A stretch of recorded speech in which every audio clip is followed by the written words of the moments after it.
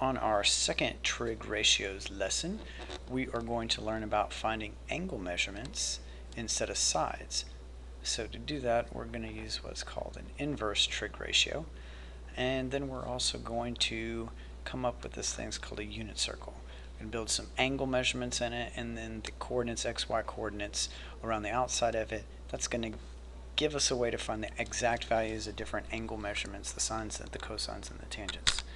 Okay, so here's a setup for example 1. If you knew that you got two sides of your right triangle, you had a 3 and a 4, let's just say, we want to know what this angle measurement that it's opposite that small side, or even this other one, the one that's across from 4. What we want to know is how can we get that angle measurement? Well, we know that we could just set up, this is the opposite side and that's the adjacent side, which is the tangent ratio. We could just set up that, but we want this angle measurement. We want the angle measurement, not the ratio, because we're already given that. So what we want to do is we want to work backwards. And in mathematics, when we work backwards, we're using an inverse. For example, the inverse of adding is subtracting. The inverse of squaring is taking the square root. So let's look at this from an algebraic point of view. So here's a table of values. This is the original relationships. You can see that x is 0 and 6, 1 and 4, 2 and 2, 3 and 0, etc. The inverse, it switches those things around. So instead of 0, 6, I have 6, 0. Instead of 1, 4, I have 4, 1. Okay?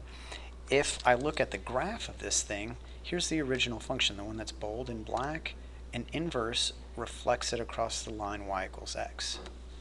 So what an inverse does is it gives you a way to switch the inputs and the outputs. Instead of given the input and you try to find the output, you're given the output and you want to find the input. Okay, so explain what x and y represent in sine y equals sine x, and then explain what's meant by the inverse. So the x is the input. Okay, it's what you put in. And what do you put in for the sine? You put in an angle measurement. Like it could be 30 degrees, 60 degrees, whatever. Okay. The y is your output. It's what we're supposed to get as an answer. What do we get out of the sine ratio after I put in my angle? I'm going to get the ratio of the sides, right? It could be something like 3 to 5, whatever. Okay, so what an inverse is going to do is it's going to switch these. So now your input becomes the ratio and the output becomes the angle measurement, which is what we want. So let's look at a couple of graphs. Here's a linear equation, f of x equals 2x minus 5, or y equals 2x minus 5. We want to know what is the x value when the output is 3. In other words, the y is 3. What does the x value have to be that goes with it?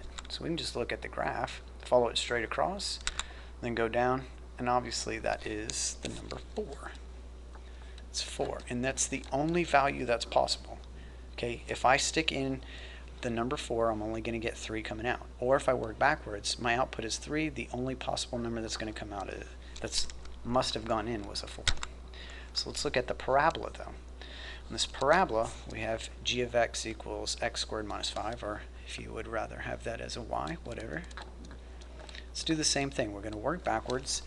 We're given 4 as the output. So this y value is a 4 equals x squared minus 5.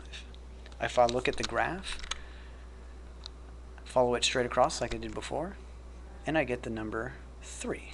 The problem is that when I do it on the other side, I also get negative 3. Okay? So the problem with this one is that you have two outputs. You have a negative 3 and a positive 3.